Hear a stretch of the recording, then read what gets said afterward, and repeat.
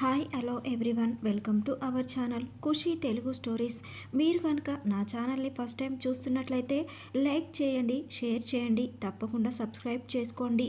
మీరు చేసే లైక్ వల్ల, షేర్ వల్ల నా ఛానల్ గ్రోత్కి ఎంతో సహాయపడుతుంది. ఇక స్టోరీలోకి అయితే వెళ్ళిపోదాం. నిన్నటి స్టోరీ కంటిన్యూ చేసేద్దాం. ఎక్స్ గర్ల్ ఫ్రెండ్తో పెళ్లి జరిగితే నవ్యకి కొంచెం తగ్గాక లేచి చూసింది. రామ్ అలాగే కూర్చొని ఉన్నాడు అని. నవ్య, బుజ్జి నువ్వు కూడా పడుకో. రామ్, పర్లేదు నువ్వు పడుకో. నవ్య, ఇద్దరం నిద్రపోదాం సరేనా? రామ్, సరే. రామ్ పడుకున్నాక నవ్య వెళ్ళి రామ్ని హగ్ చేసుకొని రామ్ ఎదలో తలదాచుకుంది. రామ్ ఏమీ అడ్డు చెప్పకుండా తను కూడా చాలా రోజులకి హాయిగా అనిపించి నిద్రపోయాడు. మార్నింగ్ నవ్య జ్వరం తగ్గిపోయింది. లేచి చూసేసరికి రాము తను ఒకే బెడ్ పైన పడుకొని ఉండడం చూసి షాక్ అయింది. నవ్య, నేను ఏదో తలనొప్పి అని పడుకుంటే తను కూడా నా పక్కన వచ్చి పడుకోవాలా? లేపొచ్చు కదా. ఏయ్ రాము, లే, జరుగు. రాము కళ్ళు తెరిచి, ఏంటి బంగారం? నవ్య, ఏంటి బంగారమా? ఇది ఎప్పటి నుంచి అని మనసులో అనుకుంటుంది. నవ్య, రామ్ ముందు పైకి లే.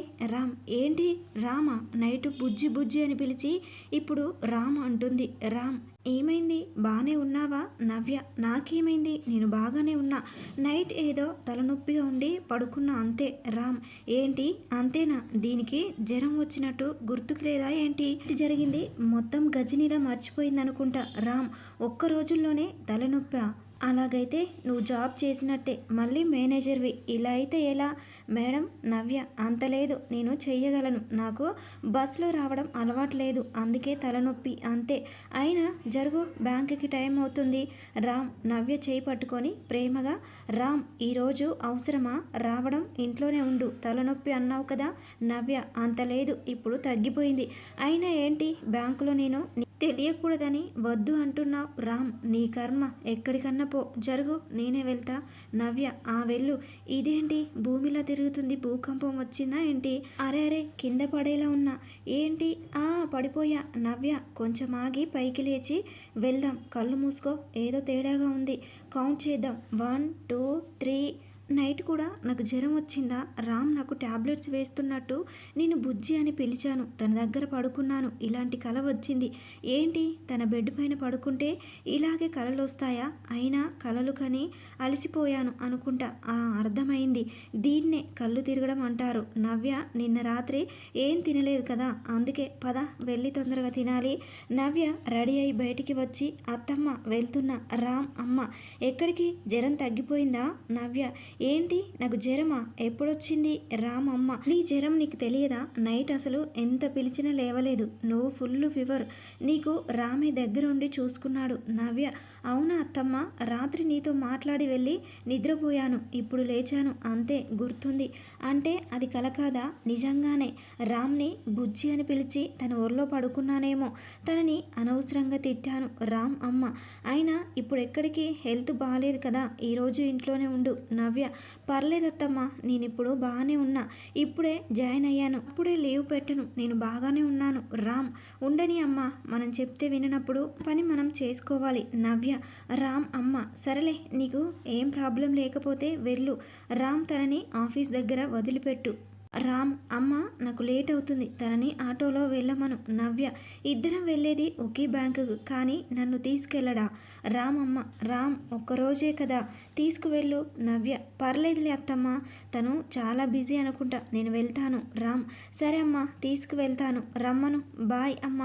నవ్య, నాకే చెప్పొచ్చు కదా, పెద్దవాళ్ళ అమ్మకి చెప్పి వెళ్తున్నాడు, అయినా గ్రేట్, నన్ను తీసుకువెళ్తున్నాడు. రామ్, నాన్న. ఏ రామ్, ఆగు, ఒక విషయం చెప్పాలి మీ ఇద్దరికి. రామ్, నైట్ చెప్పు నాన్న, ఇప్పుడు లేట్ అవుతుంది. బాయ్. నవ్య, బాయ్ అత్తమ్మ, మామయ్య. రామ్, అమ్మ ఏంటండి ఏదో చెప్పాలి అన్నారు, వాళ్ళతో ఏంటో నాకు చెప్పనే లేదు.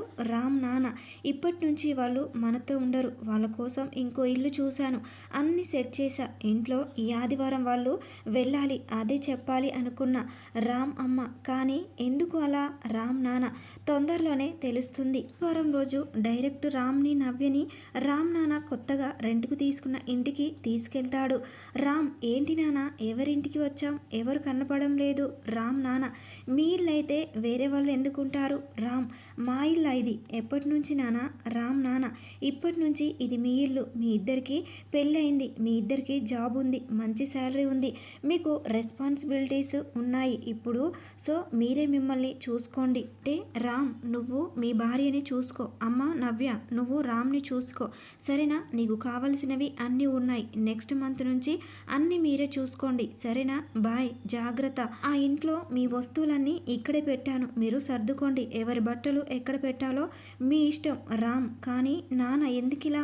రామ్, నాన్న మీ ఇద్దరు కలిసి ఉండడం లేదు కదా, ఒకే బ్యాంకులో పనిచేస్తున్నా విడివిడిగా వెళ్తున్నారు, మాకేమి తెలియదు అనుకుంటున్నారు. మీరు కలిసి ఉండే వరకు ఇంటికి రాకండి. మీరు బాబునో పాపనో మాకు ఇవ్వండి, అప్పుడు ఇంట్లోకి రానిస్తా. ఇక నాతో ఏం మాట్లాడకండి. బాయ్. రామ్, నాన్నకి నువ్వు చెప్పావు కదా మధ్య జరిగినవి. నవ్య, ఇది మరీ బాగుంది. నాకేం తెలుసు ఎవరు చెప్పారో? అయినా నేనెందుకు చెప్తా? అయినా మీ నాన్న చిన్నపిల్లాడు కాదు. మనం ఎలా ఉంటున్నామో తెలియదు అనుకుంటున్నావా? వాళ్ళ ముందు మన ఆటలు సాగవు, అర్థమైంది అనుకుంటా. రామ్, నవ్య చూసింది చాలు, జరుగు, ఇల్లు చూడాలి. ఏయ్ రాము, ఇల్లు చూడు. ఒకటే రూమ్, ఇది ఒక చిన్న కిచెన్, ఒక బాత్రూమ్, అంతేనా? మనం ఎలా ఉండాలి? రామ్, నీ కోసం ప్యాలెస్ చూడమంటావా ఏంటి? ఉండేది మన ఇద్దరం అంతే, అందుకే నాన్న చిన్న ఇల్లు చూశాడు. నవ్య, అంతేగా మామయ్య గారు ఎలా చెప్తే అలా. పర్లేదు, రూమ్ బాగానే ఉంది, మంచం ఇద్దరికి సరిపోతుంది, కానీ కింద పడుకోవడానికి ప్లేస్ లేదు. ఇక్కడ కబోర్డ్ ఉంది, ఇద్దరికి సరిపోయే బట్టలు పడతాయి. కిచెన్ సూపర్, కానీ ఒకే రూమ్లో కిచెన్ని డైవర్ట్ చేశారు. వంట చేస్తే బెడ్ మీద కూర్చొని కూడా చూడొచ్చు, కూర్చోవడానికి వేరే ప్లేస్ కూడా లేదు. కూర్చుంటే మంచం మీదే కూర్చోవాలి, సరిపోయింది. బ్యాచిలర్ బాయ్స్కి సెట్ అవుతుంది ఇది.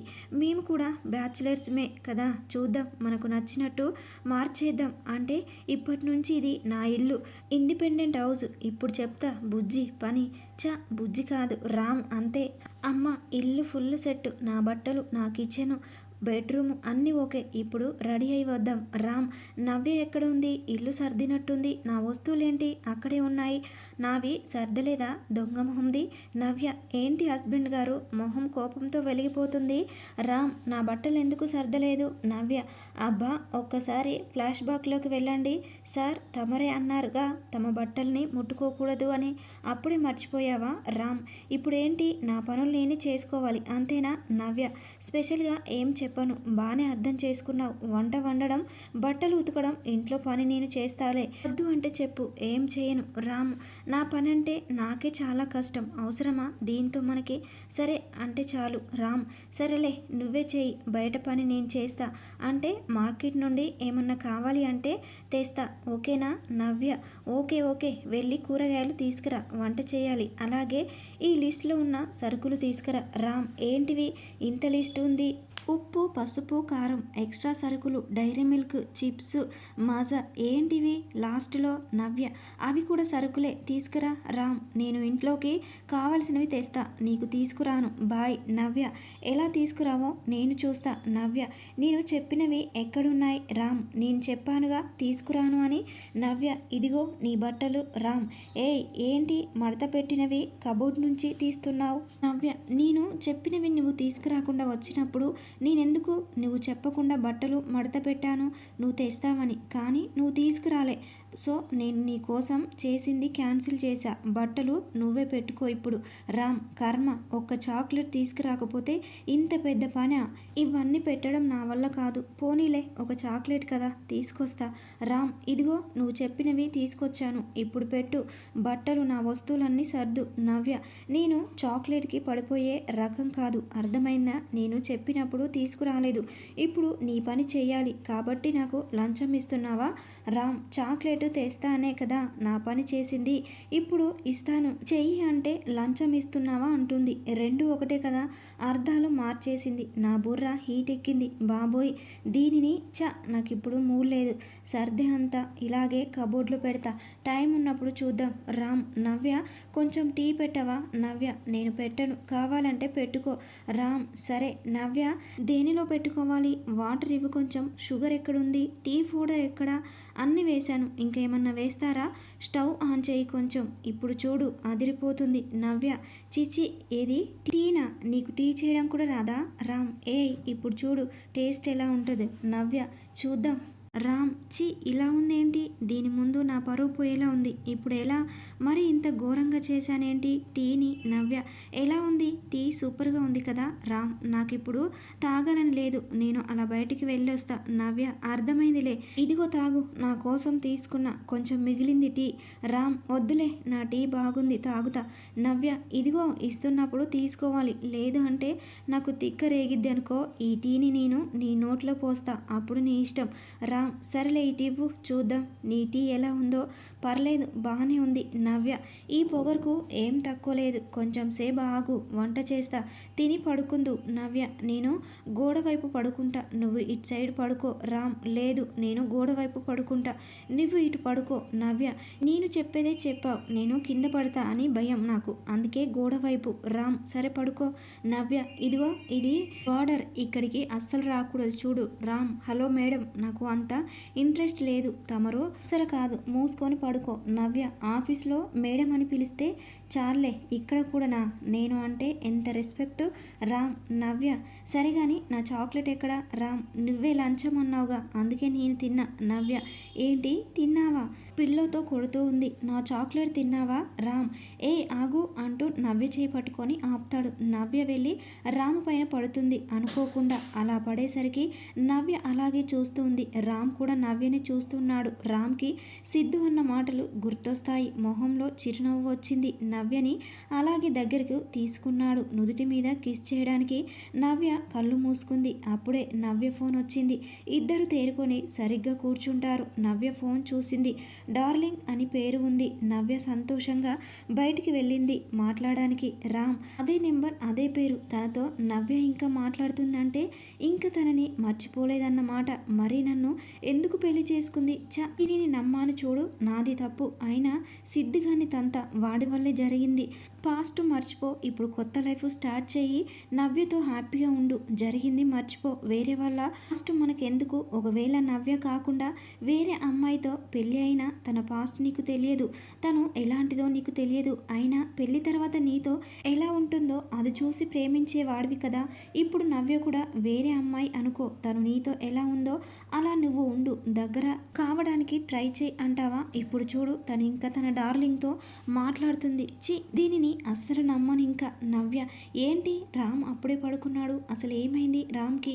ఇప్పుడు ఎలాగో పెళ్ళి అయింది, జీవితం మొత్తం ఇలాగే దూరంగా ఉంటే చాలా కష్టం. ప్రాబ్లం ఏంటో తెలుసుకొని సాల్వ్ చేయాలి, లేకపోతే ఇన్ని రోజులు పడ్డ బాధ జీవితం మొత్తం అనుభవించాలి. మార్నింగ్, రాము ఇదిగో లంచ్ బాక్సు. రామ్, నవ్య ఆఫీస్లో లంచ్ టైము. స్నేహ, రామ్ ఈరోజు ఏంటి స్పెషల్? గుమగుమలాడిపోతుంది నీ లంచ్ బాక్సు. రామ్, ఏమో తెలియదు, తనే పెట్టింది. స్నేహ, తనెవరు? రామ్, అదే మా అమ్మ. స్నేహ, సూపర్, మీ అమ్మ చేతి వంట అదిరిపోయింది, గుత్తి వంకాయ. రామ్, ఏది చూద్దాం. గుత్తి వంకాయ నా ఫేవరెట్. స్నేహ, అందుకే మీ అమ్మ చేసిందనుకుంటా. రామ్, నవ్య, నేను వంట చేసి లంచ్ బాక్స్ ఇస్తే మీ అమ్మ చేసిందంటావా? సిద్ధు, ఎక్కడో తేడాగా ఉందే, గుత్తి వంకాయ మాడిపోతుంది. ఎక్కడబ్బా? ఆహా, మేడంని చూస్తేనే అర్థమవుతుంది, మేడం చేసింది. సిద్ధు, మేడం ఒక మాట, ఆ కూర మీరేనా చేసింది? నవ్య, అవును. సిద్ధు, మేడంతో ముందు ముందు నాకు చాలా పనులు ఉన్నాయి. మొన్న రామ్కి చెప్పినట్టు మేడంకి చెప్పి వాళ్ళ ఇద్దరిని కలిపితే నా మీద గుడ్ ఇంప్రెషన్ ఉంటుంది, ట్రై చేద్దాం. సిద్ధు, మేడం మీతో కొంచెం మాట్లాడొచ్చా? నవ్య, చెప్పు. సిద్ధు, మీరు రామ్ని ప్రేమిస్తున్నారా? నవ్య, లేదు, నేను ప్రేమించడం లేదు.